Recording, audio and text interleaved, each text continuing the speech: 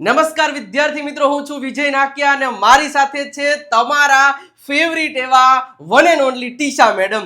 Okay sir આજ મને છે ને એક ક્વેશ્ચન છે આજે. બોલો ક્વેશ્ચન શું છે મેડમ? સર આપણે એવું કેવું હોય કે હું આની શોખીન છું, મતલબ જેમ કે હું શોપિંગ કરવાની શોખીન છું, બહાર ફરવાની શોખીન છું, તો એને આપણે ઇંગ્લિશમાં કઈ રીતે કહેવાનું?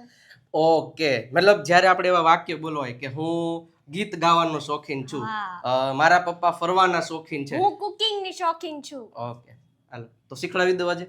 એક જ શબ્દ મેડમ, એક જ શબ્દ છે, એ શબ્દથી તમે આવા પ્રકારના વાક્યો બનાવી શકશો. આજે તમે તમામ પ્રકારના આવા વાક્યો બનાવતા શીખી જશો અને મેડમે શીખી જશે. ઓકે ચલો તો વિડીયોની શરૂઆત કરીએ. એની પહેલા તમને ખબર છે આપણી પરંપરા શું છે?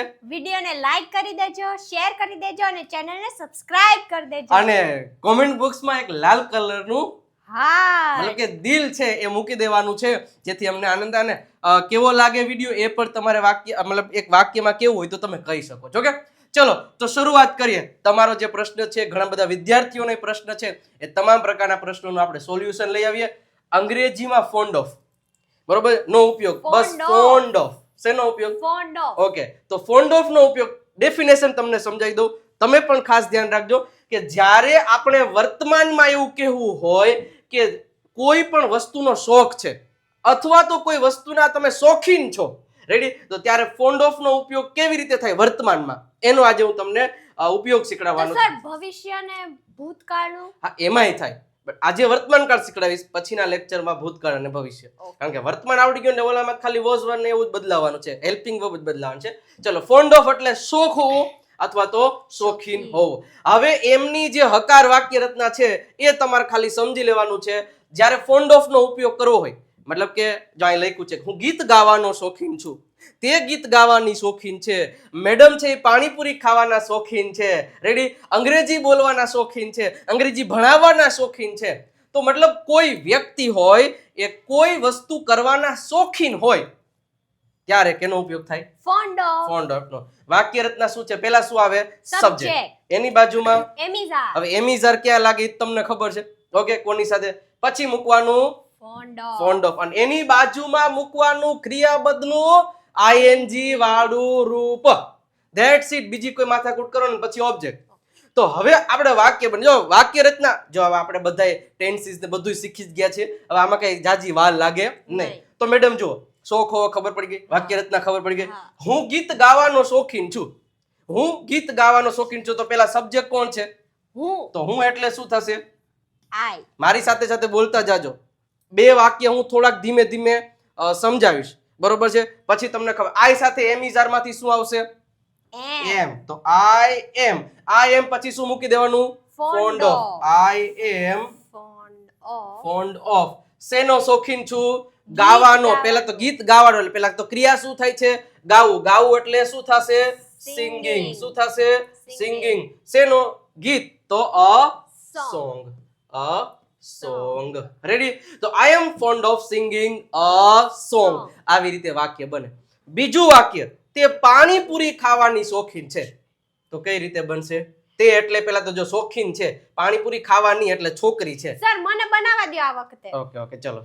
તે એટલે કે હી ઓર શી. પણ અહીંયા શોખી ખાવાની કીધું છે એટલે ખબર પડી ગઈ. શી. હા તો શું થશે?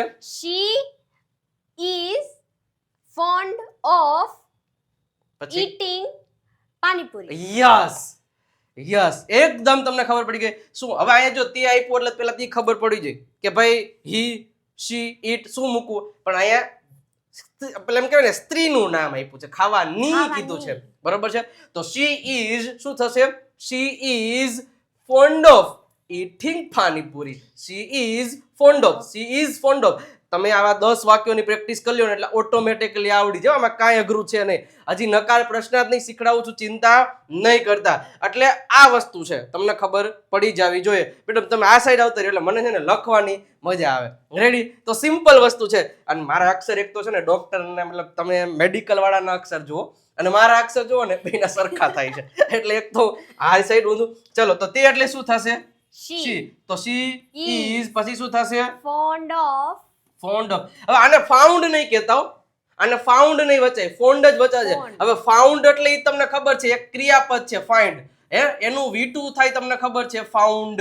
રેડી? તો આને ફાઉન્ડ વચાશે, આને ફોન્ડ કહેવાશે. શું કહેવાશે? ફોન્ડ. તો એટલે આટલી વસ્તુ તમારે એક ધ્યાનમાં રાખવાની છે કે શી ઇઝ ફોન્ડ ઓફ કેનો, તો કે ઈટિંગ. ઈટિંગ આવશે ને? હા, ઈટિંગ પાણીપુરી. પાણીપુરી. ચલો, તો she is fond of eating panipuri. Ready? Clear થયું? ચલો, ઓકે. નેક્સ્ટ આગળ વધીએ એની પહેલા સરસ મજાની એવી કેવી બુક? English grammar book. દેવ સદ્યા. હજી સુધી તમે પરચેસ નથી કરી તો કરી લેજો સાહેબ. હવે ટૂંક સમયમાં જ શું કહેવાય, ઓલો કહેવાય ને, બુકો ખતમ થઈ ગઈ, પણ હવે 2 થી 3 દિવસમાં જ અમારી સમક્ષ આવી જશે, એટલે તમને ઘરે પહોંચાડી દેવામાં આવશે. નંબર લખી લ્યો, 9727292392 પર કોલ કરો, મેસેજ કરો, ત્યાંથી તમે આ બુક છે એ મેળવી શકો છો. તો શેની રાહ જોઈ રહ્યા છો? મંગાવી લ્યો. ઓકે, ચલો આગળ વધીએ. સર, હકાર, નકાર અને પ્રશ્નાર્થ બધી વસ્તુઓ તમને સમજાવી દો મસ્ત રીતે તો ખબર પડે. કાંઈ ન હોય સાહેબ. હકાર આપણે શીખી ગયા.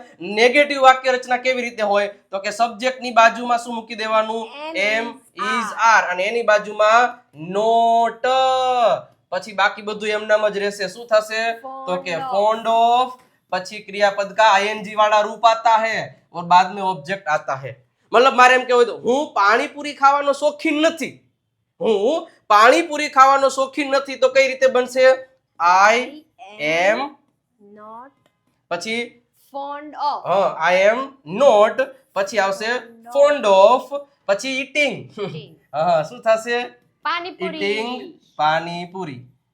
તો સર તમને શું ભાવે? આમ તો ભાવે, આ તો ખાલી વાક્યમાં કીધું છે, ક્યારેક ક્યારેક ખાય, બરોબર છે, બટ એવું બહારનું ફાસ્ટ ફૂડ ખાવું ન જોઈએ. યુ શુડ નોટ ઈટ બહાર કા ફૂડ. આજે જ ખાવાની હતી મેડમ ને એક વાર કીધું ને, મેં કીધું મેડમ બહારનું ફૂડ ન ખવાય. Okay okay sir. પછી પાણીપુરી અહીંયા અંદર ઓફિસમાં લઈને ખાધું, તો કે જો હું હવે અંદરનું ફૂડ ખાઉં છું. એટલે એમ જ હોય ને, બહાર નહીં ખાવાનું, અંદર ખાવાનું, એટલે ફાસ્ટ ફૂડ ન કહેવાય એને. હા, જો એટલે આવા ઇન્ટેલિજન્ટ થી દૂર રહેજો, બરોબર છે. એટલે આ પ્રમાણે મેમ, બાકી તો ઇંગ્લિશ તો મેડમ નું. ઓકે, હવે પ્રશ્નાર્થ વાક્ય રચના કઈ રીતે થાય ખબર? એમ ઇઝ આર ને આગળ લઈ લેવાના. શું કરવાનું? એમ ઇઝ આર ને આગળ લઈ લેવાનું, તો શું આવશે? એમ ઇઝ અથવા તો આર, પછી મૂકી દેવાનું સબ્જેક્ટ, પછી મૂકી દેવાનું તો કે ફોન્ડ ઓફ, અને પછી મૂકી દેવાનું આઈએનજી વાળા રૂપ આતા હોય ઓર ક્વેશ્ચન માર્ક છે એટલે મૂકી દેવાનું. રેડી? હવે મારે તમને કહો, શું તમે પાણીપુરી ખાવાના શોખીન છો?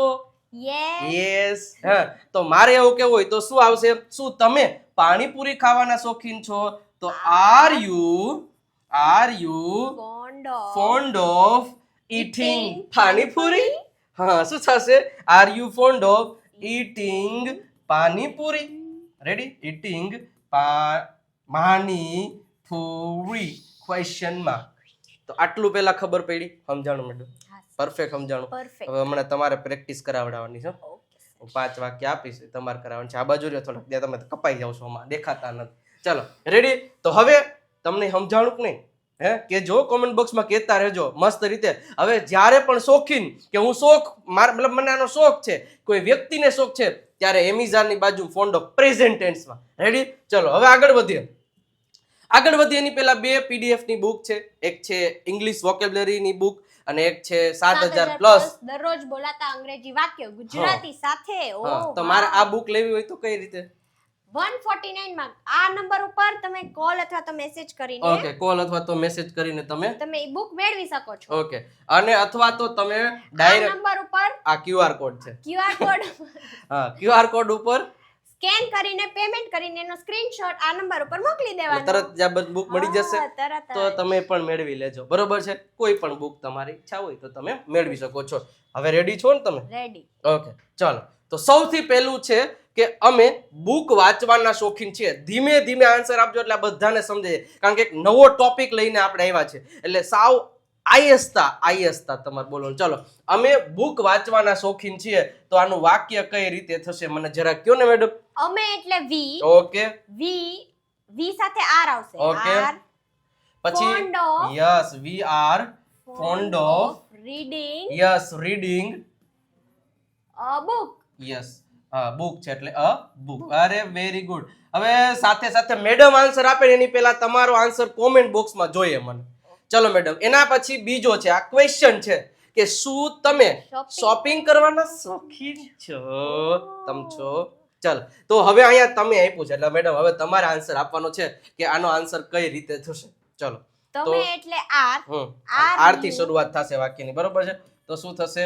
R you fond of yes, are you fond of shopping? Yes, are you fond of shopping? બસ એટલું જ છે ને, ક્વેશ્ચન માર્ક. તો કરો સર, નકર માર્ક્સ કપાઈ જાય. માર્ક્સ કપાઈ જશે ભાઈ, ધ્યાન રાખજો. ચલો એના પછી, નીરજ ક્રિકેટ રમવાનો શોખીન નથી. નીરજ ભાઈ તેને તો બેડમિન્ટન નો શોખીન છે, તો નીરજ ક્રિકેટ રમવાનો શોખીન નથી. તો વાક્ય કઈ રીતે બનશે madam? Neeraj Neeraj is is not not fond of fond of playing cricket. અરે મેડમ સુપર. સર તમે સમજાયું પછી નો આવડે એવું મને? હાય ચલો એના પછી, શા માટે WH વાળો આવે ચિંતા નહીં કરો, આગળ મૂકી દેવાનો. ઓકે, શા માટે તમે ચા પીવાનો શોખ છે ભાઈ તમને? શા માટે છે? શા માટે છે? તો શા માટે હોય તો why are you fond of પછી drinking yes, tea? drinking tea. Question mark આવશે? Yes, આવશે ઓકે, ચલો એના પછી, તેઓ કવિતા લખવાના શોખીન છે. તેઓ કવિતા લખવાના શોખીન છે. તો વાક્ય તેઓ એટલે ધ્યેય. Okay, તેઓ તો એટલે શું? ધ્યેય. ચલો, Are they are fond of writing poems. Okay, કવિતા કીધી એટલે પોએમ્સ આવશે. પોએમ, કવિતા, એક આપણે કવિતા રાખીએ, બરોબર? તો they are fond of writing poem. તો હવે સમજાણું. હાવ ઈઝી છે ને, નાનકડો એવો ટોપિક છે સાહેબ, કાંઈ અઘરું નથી. એક આમ કહેવાય ને, આ તમને 3 વાક્ય રચના આવડી જાય, હકાર નકાર પ્રશ્નાર્થ, બરોબર? તો તમે કોઈ પણ શોખીન છીએ એવા તમે વાક્ય આરામથી બનાવી શકો છો. રેડી? ઓકે, તો હવે આગળ વધીએ તો મેડમ 3 કોર્સીસ હવે થઈ ગયા છે, બરોબર છે? એક છે 1499 રૂપિયાનો કોર્સ કે જેમાં દર શનિવારે લાઈવ આવશે, એક છે 999 જેમાં દર મહિનાની 1લી તારીખે આવશે, અને એક છે રેકોર્ડેડ જેમાં એક લાઈવ લેક્ચર નહીં આવે. બાકી બધામાં બધું સેમ આવશે. એક લાઈવ લેક્ચરનો તફાવત છે અને એક પ્રાઇઝનો તફાવત છે. 3 એક વર્ષના જ કોર્સ છે. વધારે ઇન્ફોર્મેશન માટે આ નંબર આપેલા છે 9727292392 પર કોલ કરો, મેસેજ કરો, અથવા તો વિજય નાકિયા ગુરુ ઓફ ગુજ્જુ નામની એપ્લિકેશન ડાઉનલોડ કરી લ્યો અને ત્યાંથી પણ તમે આ કોર્સ પરચેસ કરી અને અહીં લખ્યું છે જો, હવે દરેક ગુજરાતી બોલશે અંગ્રેજી. બસ એક સ્ટેપ જ દૂર છો, કોર્સ પરચેસ કરી અને અંગ્રેજી તમે શીખી શકો છો. તો અહીંયા જે ફોન્ડ ઓફ નો જે ટોપિકડું હતું, નાનકડું કેવડું, તો સમજાઈ ગયું તમને? બરોબર છે? તો મતલબ આવી નવી પ્રેક્ટિસ કરશો ને? કરશો કે નહીં? અને હા, મેઇન વાત તો ટીશા મેડમની 30 days ચેલેન્જ કમિંગ સૂન આવી જ રહી છે. તો ખાસ એને એક્સેપ્ટ, ઘણા બધા લોકોએ કરી લીધી છે એક્સેપ્ટ કે હા I will take this challenge. તો રેડી છો ને? 17 જાન્યુઆરીથી સ્ટાર્ટ થશે. 17 જાન્યુઆરીથી પહેલો લેક્ચર ડે 1 સ્ટાર્ટ થવાનો છે. તો ખાસ હું તો બહુ એક્સાઇટેડ છું. તો તમે છો કે નહીં? આર યુ તો એક્સાઇટેડ? સર 30 દિવસમાં હું આ લોકોને ઇંગ્લિશ બોલતા કરી નાખ. પાકું ને? ઈ ચેલેન્જ એક્સેપ્ટ કરવા જોઈએ પહેલા તો. પછી આમાં એવું છે કે 2 દી ભણે ને 5 દી નો ભણે તો ભાઈ એવું નો હાલે. ऐसे तो 30 દિવસ રેગ્યુલર રહેવું. हाँ, तो आपका वो भला होगा, वरना तो क्या होगा. चलो मित्रों, तो थैंक यू सो मच. અને જાતા મેડમ મતલબ વિડિયો ને મતલબ કે લાઈક કરી દેજો, શેર કરી દેજો અને ચેનલને સબસ્ક્રાઇબ કરી દેજો. અને કોમેન્ટ બોક્સમાં લાલ લાલ કલરનું કલરનું દિલડું મૂકવાનું ભૂલતા નહીં. મિત્રો thank you so much. Subscribe નું બટન દબાવી દેજો ખાસ તો, કારણ કે 30 days ચેલેન્જ આવશે તો તમને ખબર ત્યારે જ પડશે, તમને ચેનલને સબસ્ક્રાઇબ કરેલી હશે ત્યારે. ઓકે મિત્રો, તો નવા લેક્ચરમાં નવા અંદાજ સાથે ફરી પાછા મળીશું. ત્યાં સુધી આવજો, બાય બાય, ટાટા.